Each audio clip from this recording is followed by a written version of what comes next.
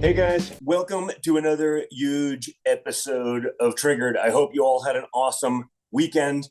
I am coming out of the bush in the Yukon. Had a pretty, I wanted to show you guys some video, but let's just say a lot of the video is at the bottom of a river, along with a lot of our stuff right now. So had a pretty interesting experience. I wanted to, we'll get into it someday, but trying to figure out how to communicate on the iPad without phones, without anything right that right now. A little bit complicated, but back in the Yukon, back on at least near relative civilization. So interesting stories. Had a lot more for you. Wanted to do an entire episode on it, but sadly that SD card is somewhere at the bottom of a river in the middle of nowhere. A long story, but maybe we'll get into that one day. Maybe throw it in the comments if you're still interested in that. I can take you through all of it sometime. But back in civilization, and it's time to get back to work. There's so much going on right now. It's yet another meltdown Monday for the Democrats and the media. So we're going to get into all of that right now. And I just have to say, it's just so incredible to watch the leftist media just really purposefully ignore the previous 4 years of Joe Biden using the DOJ and left-wing DAs, their district attorneys all over the place to target my father, his allies, so many of you, just great patriotic Americans, nonstop. And then they continue to rewrite history a million different ways. But we're going to get into all of it. So it's crazy. I mean, even major newspapers like the New York Times are publishing some of the most ridiculous headlines about all of this as well. I mean, they haven't learned a damn thing, obviously, in the past 4 years, and they're back to their usual ways. So we'll show you some of their, I'd say it was highlights, but really, guys, they're lowlights, okay? Because they're low lives. And on top of all of that, Democrats want to shut the government down so they can give, you guessed it, folks, more health care to illegals. They want to make sure they take care of the illegals, not Americans, not people who are struggling with health care, none of that. They want to make sure illegals get health care while diluting our systems, while using your money to help them. I mean, it never ends. There's a lot more to cover. So, guys, remember to keep liking, sharing, subscribing, so we can keep getting this message out, right? No one's going to do it for us, right? We've learned that. No one's going to help you. No one's going to do it. We have to do it ourselves. So like, share, subscribe, get the message out. That matters a lot. Remember, you can go to Apple and Spotify if you miss the show here on Rumble. If your friends get their podcast that way, make sure they do it. Subscribe there, okay? Even if you get it here, even if you're a regular, get it there. Subscribe. Make sure we get the word out. Also, check out my news app, MXM News, where you can get the mainstream news without the mainstream bias. And of course, don't forget about our incredible sponsors who have the guts to support this program. Okay. Now, the recent anti-ICE riots in Los Angeles were just one example really of the hatred and violence ICE agents are dealing with every day. They all are out there working hard to enforce our nation's laws. They've been ambushed, received death threats, and have been berated by the failing regime media. And that's, guys, on top of dealing with violence from cartels and pushback from liberals in sanctuary cities. These ICE agents deserve better, okay? The Heritage Foundation has created a survey to gauge Americans' support of ICE agents, and they need your participation now. So go to heritage.org/Don Jr., okay? heritage.org/DONJR to give your opinion on ICE's border enforcement efforts. Okay, a couple minutes, 5 minutes at most is all it takes. Complete the survey today at heritage.org/Don Jr. and make your voice heard. Also, guys, don't forget about our great friends over at the Birch Gold Group. When inflation jumps, when you hear the national debt is over $37 trillion, do you ever think maybe now I don't know, maybe now would be a good time to buy some gold, whether as a hedge against inflation, peace of mind during global instability, or just for sensible diversification. Birch Gold Group believes every American should own physical, right? Like in your hands, physical gold. And so they created something special. Until September 30th, that's tomorrow, guys. Until September 30th, if you're a first time gold buyer, Birch Gold is offering a rebate of up to $10,000 in free metals on qualifying purchases. To claim eligibility and start the process, request an info kit now. Just text Don Jr., DONJR, to the number 989898. Again, that's Don Jr., DONJR, to the number 989898. All you got to do is text it, okay? Text it, put in the number 989898, put in Don Jr., they'll send you the info kit that you need. Just get the information, educate yourselves. Sounds like a great one. Great way to check it out. Diversify your portfolio. Just look, educate yourself. What do you have to lose? That aspect of it's all free. So check it out. With that, guys, let's get into all of the top headlines. And I actually want to begin with some big news late last night. The January 6th pipe bomb mystery. Remember, we've talked about that extensively with Darren Beattie. Like, how did a pipe bomb at the DNC and the RNC how does a story like that just magically disappear? Okay. So the pipe bomb mystery, there's some new things out there because we now have new documents and new witness interviews that raise even more questions about just how big of a cover-up and a hoax this all really was. Remember, we've talked about this extensively. I said, like, the fact that that story could just disappear, to me, sounds like it was just a backup plan if they didn't get what they wanted from the rest of January 6th, right? If they didn't get sort of the fake insurrection, if they didn't get those things, the pipe bomb wouldn't have just disappeared. That would have been their excuse to do all of the things that they did to violate all of so many Americans' rights, to create this sort of martial law that they clearly did for all these people in DC who got no due process or anything. But now, a newly declassified FBI lab report that was never even used the word viable to describe either bomb. Both devices never exploded and were discovered about 16 hours after the FBI claimed they were planted outside both major party headquarters. So, discovered 16 hours later with all of that security, with all of the bomb sniffing dogs, with all of this, like, they never used the word viable. That's strange. Like, it's almost like it was a fake bomb. And here's where it gets interesting, guys. According to newly released witness testimony from the worker who claimed to have found the device at the RNC, okay, she told investigators, quote, "I can confirm that the device must have been placed between 12 p.m. and 12:40 p.m. Eastern Standard Time because it was not present when I went down to the area to start laundry at around 12 p.m. But it was present when I returned to continue laundry at around 12:40. But her claims raise questions about the discrepancy between the witness's timeline and the security footage obtained and released by the FBI. That footage shows that a suspect planted a bomb, let's use that in air quotes, in an alley outside the RNC building at approximately 8:16 p.m. on the night of January 5th. How's that possible? It wasn't there at 12, but it was there at 8:16, but then it was there again at 12:40. Here's a flashback on what we've learned so far. Check this out. We're already looking into it. It always confused me is with all the FBI resources that were suddenly and almost immediately put on prosecuting anybody who happened to be around the Capitol. Look, there was violence done. I'm not denying that. But the number of people who charges were brought up against, or they were harassed or investigated by federal authorities so quickly. How was the FBI able to put that many resources on that but yet it doesn't seem that they did much of an investigation into the pipe bomb.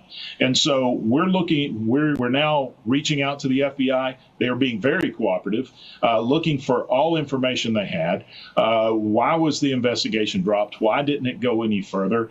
And, looking at some specifics, like when were the pipe bombs actually placed? Were they live? And how, if there was a live pipe bomb that, according to the FBI, did have some black powder on it, especially the one over at the Democrat headquarters, how was a Secret Service agent able to walk past it 5 times without his bomb-sniffing dog alerting on it? And then why were citizens, just allowed to walk within feet of the pipe bomb while it was supposedly still active? This is probably one of the most suspicious and disorganized things I have ever seen out of law enforcement. And I think American people need to know the answers to that. Yeah.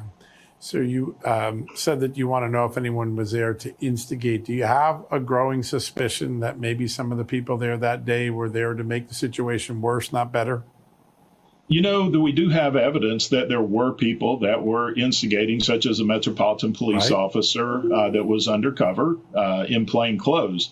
The question would be, when we get more evidence of people who are instigating that may be part of the government or may be in law enforcement, were they caught up in the moment? Or did they have orders to do this? Was this pre-planned? Or is it just something that somebody decided, it would be really good if we could catch some of these MAGA people rioting at the end of 2020, right? Not necessarily thinking they're going to get into the Capitol, but maybe, and this is, one theory we're working on, as we're working on several theories, was this just allowed to play out for political reasons? So we're researching the entire gambit. We're going to follow the facts and draw our conclusions from facts, not just from political expediency, because America has already been through that with the original Select Committee. They sure were. Mr. Chairman, we've had many conversations with you about the one-sided nature of that first January 6th committee.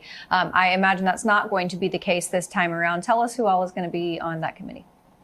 Well, I think we've got an A-team of people. We have Morgan Griffith, who was on the committee in the last Congress with me, an attorney out of Virginia. He's a great guy, very smart, knows the law very well, and he was invaluable to me in the last committee. He sat down and read through transcribed interviews that we were able to obtain from these different agencies. I mean, this is a committee where we weren't just relying on staff to do the work. We were locked in doing the work ourselves. We also have Troy Nels, former law enforcement on the Judiciary Committee. He's even written a book about January 6th, so he brings a lot of knowledge in. Harriet Hagman from the great state of Wyoming is another attorney that's joining us. And then my good friend from Louisiana, Clay Higgins, also with law enforcement experience. And so all of them have a keen interest in getting to the truth, and they bring a whole lot to the table. And I'm really excited about this committee and what I believe we'll be able to get done. Guys, it's yet another interesting mystery in a timeline that has never quite added up or made any sense, and why we can't track down a suspect who was caught on tape several times in DC, around the most secure areas there, at the headquarters of both of the two real political parties in America. But yet everyone else anywhere near the Capitol on January 6th ended up being targeted by the Biden DOJ. If you were present, they used facial recognition to track you down. If you had a cell phone pinged, if you had a bank account transaction anywhere there, they found everyone. And they couldn't find these guys next to the most secure places anywhere in the world. Those are the only 2 people they couldn't find, or the only person if it was one person doing both. It's the only one they couldn't figure out. Of all of the thousands of people they tracked down, your grandmother who happened to take a selfie video, they tracked her down in the middle of nowhere. But these people, they couldn't find. Now add that to findings from last week about the 274 plainclothes officers being sent to the Capitol as the riot unfolded. A decision from Christopher Wray, then leader of the FBI, that actually went against FBI protocols. Shocking. I'm shocked to hear they would break their own rules. Shocked. Again, it's almost like it was all a setup and all BS to begin with. Of course, we know it all was. So we need to get to the bottom of all of this because all of the hoaxes and corruption needs to be exposed. And guys, speaking of corruption, James Comey and his media enablers are continuing to lash out after last week's indictment for lying to Congress and obstruction. Okay. Remember, that's what they wanted to try to get me on. Okay. They made me do 50 hours of congressional testimony about nonsense, about a hoax they made up in the hopes that I would lie under Congress. Now, they didn't get what they want because even in 50 hours of them asking me the same questions over again, I just told them the truth. It's that simple. Comey did not. Okay. For example, a headline from the New York Times reads, quote, "In going after his foes, Trump's set a precedent that could haunt his allies." Huh. Haunt his allies. It's interesting. Trump's setting the precedent. It wasn't 4 years of them trying to find anything on us, jailing Peter Navarro, jailing Steve Bannon, trying to jail me, my father, anyone around there, actually jailing so many people who were peaceful people at January 6th, right? No. Now it's a dangerous president, right? Not what they did for years, not what they actually did, not when they created nonsense, not when they lied about what people did and did it anyway, but when someone actually lied before Congress and you actually treat them this way, as it should be, because they broke the law, now it's a dangerous precedent. Remember, guys, Democrat prosecutors literally invented new legal fictions to go after my father, right? They changed the laws in New York State. They changed the statute of limitations for 1 year so they could go after him on anything that they couldn't otherwise have touched on him. And that seems to me to be a dangerous precedent. They did all of it. Comey is being prosecuted over his own words in a public setting where his own deputies have said that he authorized leaks to the media. Comey lied under oath. It's that simple. It's very binary. Here's J.D. Vance over the weekend with a summary of the case. So I want to start with this. President Trump has said that the indictment of James Comey is justice, not revenge. There is pushback to that, of course, among Democrats, including Senator Tim Kaine, who is calling it a complete political hatchet job. The president has said, quote, "There will be others." And in the past, he has listed Adam Schiff and Letitia James. Do you think there are more indictments coming, and do you think that's justified? Well, there's certainly going to be more indictments coming over the next 3.5 years of the Trump administration, but we're always going to let the law drive this stuff and the facts of the case and not political motivations, which frankly makes us so much different from the Biden administration, where they indicted not just the president of the United States, but so many people who were just engaged in the basic job of politics, who were engaged in policymaking, who disagreed with the Biden administration, and because that they faced prosecution from that same administration. If you look at the Comey indictment, Martha, this was a grand jury indictment delivered in Alexandria, Virginia, not exactly a hotbed of Donald Trump's political support. There were three requested indictments. The grand jury returned 2 of those 3 indictments. So I think they showed they were judicious. I think that it showed clearly that there were a couple of things that James Comey did wrong. And to the people who are saying that this is all political, I mean, look, if you look at our track record in the Trump administration, there have been people who have been prosecuted, who have been political allies, who agree with our politics. There have been people who disagree with our politics. We're not letting politics drive this. We're letting the requirements of the justice system and the law drive this. And unfortunately for James Comey, when I look at this indictment, I see a guy who lied under oath, and he'll have his day in court. He'll have his opportunity to prove the other case in front of the jury. But the idea that this is driven by politics, I think is preposterous when you actually read the details of the indictment and the obvious fact that James Comey did lie under oath to Congress multiple times. All right. Well, but guys, over at CNN, they are calling it a, quote, revenge tour. It's a revenge tour, folks. They can do this to Trump, but if he literally holds even their same standards, but just follows the basic law, it's a revenge tour. It's an abuse of power. It wasn't for years. Remember, it wasn't when they're going after Trump, when they're going after conservatives, when they're going after great patriotic Americans, when they're trying to take his businesses and billions of dollars, when they're trying to jail people, when they hold people without due process for years in a prison just because they know in a DC they're never going to get a favorable jury. That's not an abuse of power, but now it's different, right? But the good news is Scott Jennings was there at CNN to set the record straight. As usual, even though it's Scott usually, 4-on-1 over at CNN, I think he does a good job. Check this out. He seems to be kneecapping his own prosecutors here. Well, look, that's the thing. There's a system, and the system includes grand juries and juries of ordinary Americans who get in a room and make decisions. He can't order people to be indicted, and he can't order people to be convicted. He can express his opinion. In the case of Comey, grand jurors in a very liberal jurisdiction got together and decided that the evidence did warrant charges. Comey will go to trial, and then a jury of his peers will decide whether he is guilty or not. The president can't do anything about that. He can make commentary on it. I'm not sure if it's wise or not wise to do that, or if it will matter at all. But ultimately, I'll just say what Jim Comey said when Donald Trump was indicted. It's a good day for the rule of law because we have a system, and the system is in place, and the system is working as it was designed, with average, ordinary Americans making decisions about how our laws will be enforced. But you said that he can't actually order the indictment of someone. I think he just proved that he could. I think what he did, the series of events that took place here, we have to actually be clear about what happened, right? He tried to pressure Eric Siebert at the Eastern District of Virginia to pursue this prosecution. He did not. The U.S. prosecutors there said they did not see enough evidence. So he forces him out. He publicly declares to Pam Bondi, you need to target these political enemies, specifically labeling James Comey.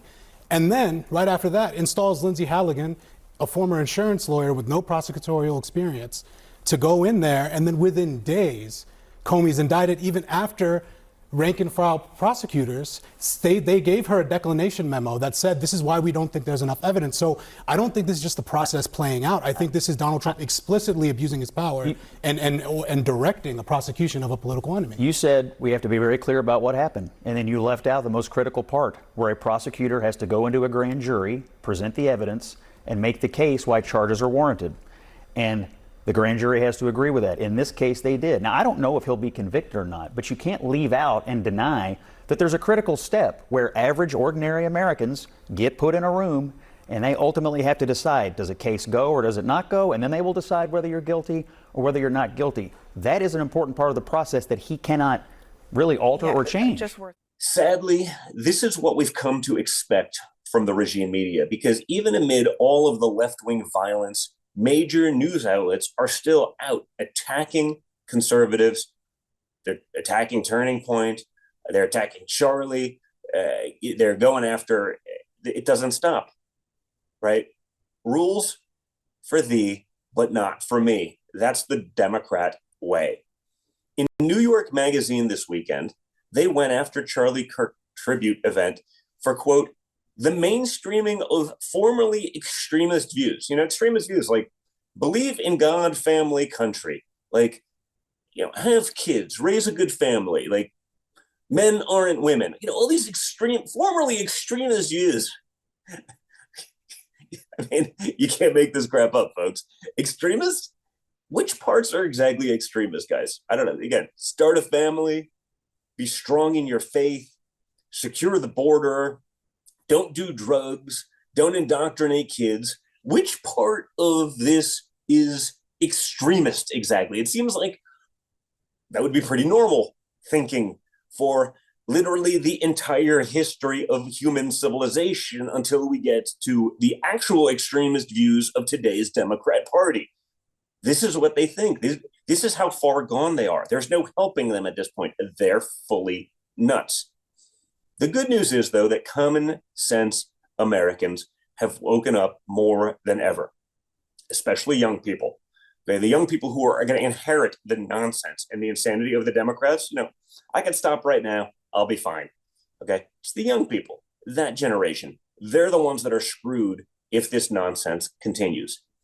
Here was the scene this weekend in State College ahead of the Penn State Oregon game, where the line was a mile long to get a Freedom t-shirt before the game. Remember that shirt? That's the shirt Charlie was wearing when he was killed, when he was assassinated by a deranged leftist. Okay. Remember, the media was very clear to point out, well, the shooter isn't trans. No, but his boyfriend is. Okay. Minor details. Okay. Watch this line at Penn State. Benny, why in the early hours when we know nothing do they suggest there's a right-wing motive? Why? Well, Kaylee, because they're liars, but the American people know the truth, and they know it right here at Penn State, Beaver Stadium behind us. Charlie Kirk was going to go to this game, watch his beloved Oregon Ducks play undefeated Penn State today, because we are Penn State! And Penn State has shown up today. Look at these Charlie Kirk. Look at this. Kaylee, that energy is alive. It is electric here today. We're registering voters with the incredible voter registration teams here for Turning Point USA and Early Vote Action. Scott Pressler with us. They're already signing up. New young voters in Charlie's honor. Charlie's spirit lives alive here in the kinetic energy of this moment. It's a spiritual moment, it's an awakening, and it's a revival here in America. Can you feel that? Ladies and gentlemen of Penn State, can I get an amen? Amen! Whew. Benny, I sit here and this almost brings tears to my eyes because we have had such a national heaviness in this country for more than 2 weeks. And to see that this movement lives on and the positive nature of it. You said it's a revival. What are you hearing from these students wearing the same shirt Charlie Kirk was? Yes.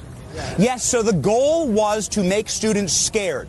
The goal of evil always is to shut down the voices of those speaking truth. That is where Christian martyrdom comes from. Christian martyrdom comes from people speaking truth about our faith, about our country, about our nation. That's what Charlie was doing. That's why Charlie was a Christian martyr. And evil intended to silence that voice. But the way that God works, well, ladies and gentlemen, what man intends for evil, God intends for good. And what you've done is made tens of millions of Charlie Kirk. And freely here at Penn State, Kaylee, the line was a mile long. We just posted it on social media. People have been out here since 6 a.m. waiting to wear a Charlie Kirk Freedom shirt. This is the single biggest backfire in history, and it's how God works. You strike Charlie down, you'll just make his message stronger. And the moral and good people of America know that, and we are ready to take up the charge. Benny, someone told me that if you were the preacher at their church, they would go to that church. Benny, I love having you sit here and preach to me. It's awesome. But a little bit of football here. We're just simple Christians. Simple Christians. That's a great thing. A little football here because Charlie loved the Oregon Ducks, and they're undefeated. And look, I love Penn State, but I'm for the Oregon Ducks today. Charlie Kirk's team has got to win. Kaylee, the reason why we're out here giving away 5,000 Charlie Kirk Freedom shirts, and I think they might be all gone already. I think they were gone at 5 a.m. is because it's a whiteout here at Penn State. Penn State has one of Beaver Stadium right behind us, beautiful stadium, one of the largest in the world. 100,000 person capacity. They'll all be wearing white. And so we are going to pack that student section tonight, the game of the week. Call it Sports Center is here. Everyone's here. Game of the week. We want those cameras to show 100 million viewers around the world the Charlie Kirk Freedom shirt. It'll be all over the stadium. It'll be all over today. And so we will be standing proud. Now, would Charlie Kirk be cheering for Penn State? Let me tell you about my friend Charlie Kirk. He loved the Oregon Ducks, and Oregon's done an incredible job honoring Charlie, but he also loved Penn State. Charlie Kirk loved Pennsylvania, and Pennsylvania delivered for Donald Trump in the election. Right? We are in a red state here in Pennsylvania. That's well said. You know, Benny Johnson, I'm an SEC girl, but today I am an Oregon Ducks fan, and I'm glad to hear you like Penn State, too. Thank you, Benny. What an awesome time to have you. And by the way, speaking of extremist views, the New York Times really has no room to talk here. I feel like they've ceded the moral high ground on extremist views, and they have for quite some time now. Because over the weekend, they sent a reporter down to Caracas, Venezuela, to get some exclusive interviews with members of the Maduro regime, who told them that drugs aren't really a problem and it's illegal to blow up drug boats. I'm not even making this up. Drugs aren't a problem, guys. Yeah, if I'm a drug dealer, I tell you that drugs aren't really a problem. I'd be like, what? It should be illegal to blow up our drug boats and the millions that we're doing while killing Americans with fentanyl and the scourge that it creates. This is what the Times does. They interview the drug dealers there who are making millions killing our children and our citizens. And they're like, it's not really that much of a problem. I mean, the Times ran with this. They're doing this with a straight face, guys. The Times did an entire piece basically about how it's bad to blow up drug boats, and did so by cozying up to one of the world's worst regimes on earth. Okay. And literally a dictatorial, oppressive regime. And the New York Times is doing their PR. They're doing their marketing for them. Why? Because they're obsessed with finding any reason to attack my father, even if it means doing puff pieces on America's enemies. Okay? These people are freaking insane. Remember, if my father came up with the cure for cancer, it would be bad. If he takes out the scourge of fentanyl, it would be bad. These are 90-10 issues, probably 99.9 to 0.1 issues. Okay? The 0.1 being the leaders of the Democrat Party, the insane people in the regime media. Those are the people taking that side, and they can't help but do it because anything Trump does, they have to do the opposite.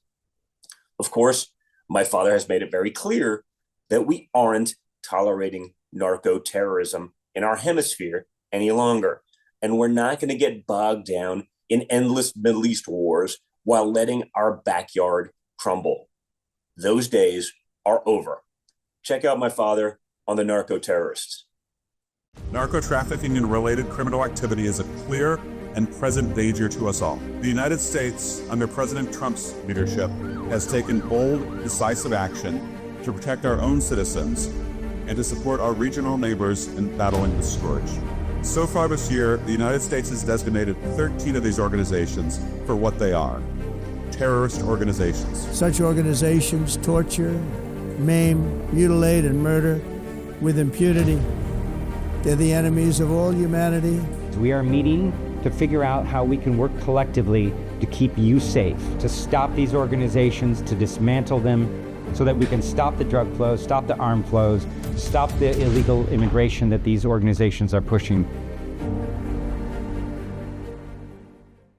And I have to give credit to Senator John Fetterman, okay, who may be one of the only sane Democrats left.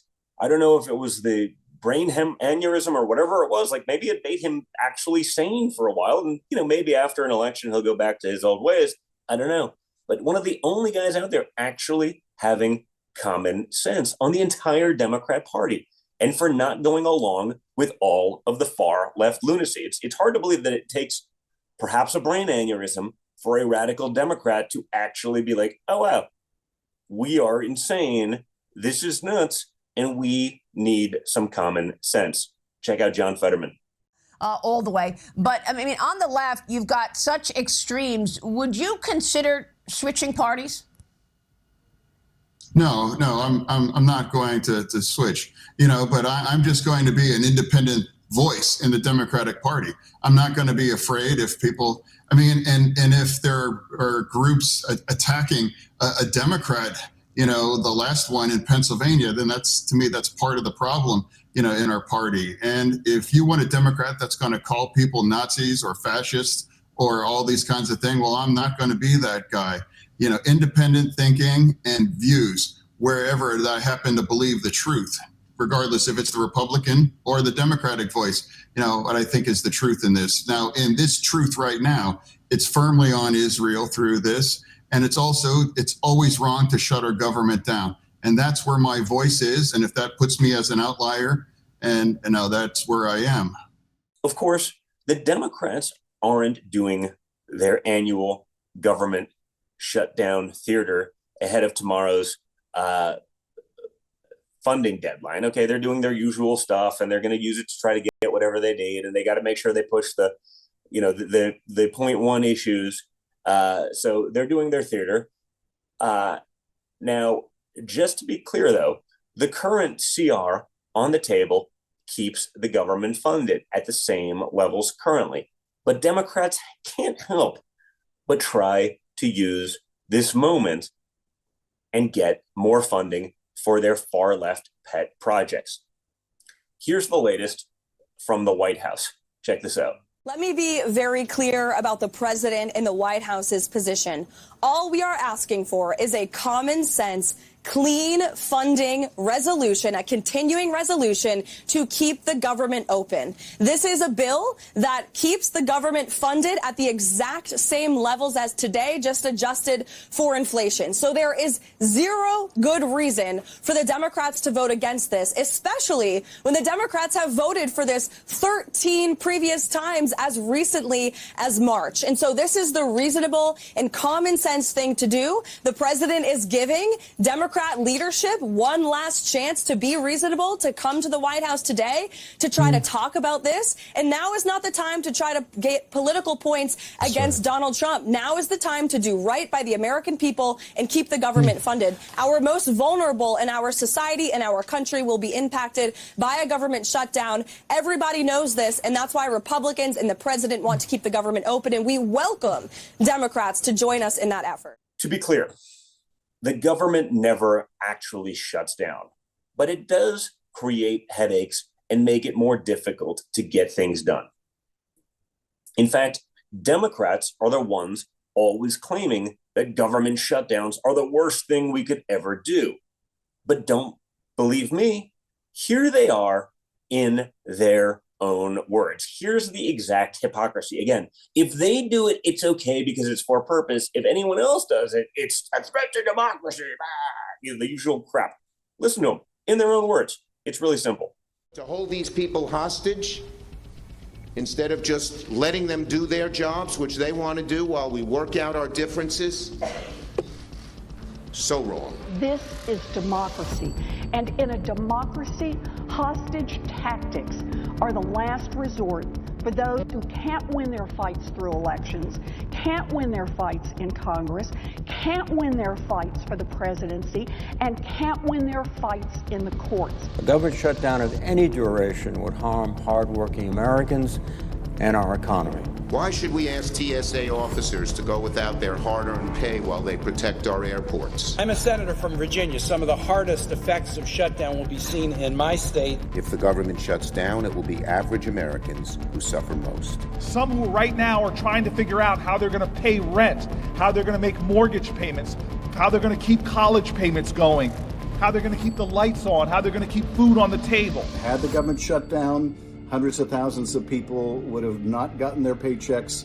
Federal employees would have been furloughed, sent home. Our military won't get paid. Head Start teachers won't get paid. Our wildfire fighters won't get paid. Federal prison guards won't get paid. A government shutdown means seniors who rely on Social Security could be thrown into chaos. Our veterans could see regional VA offices shut down and support services put on hold.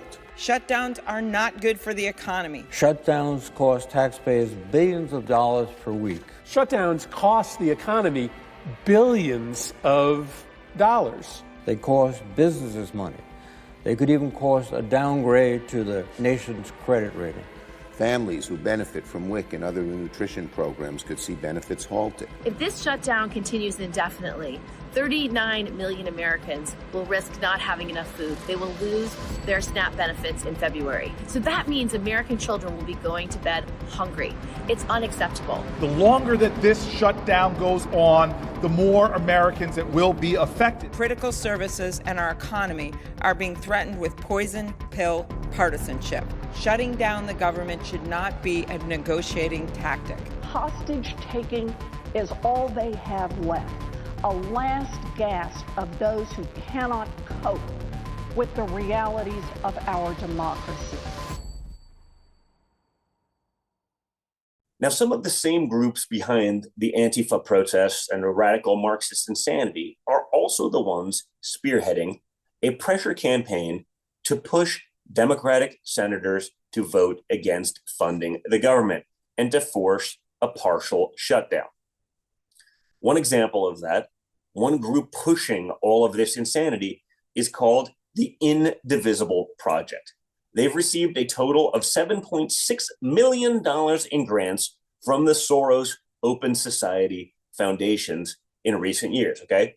Which is why it's so critical to investigate and expose the funding network behind all of the left-wing violence, the dirty tricks, and the shady accounting. I mean, they got almost $7 million from Soros.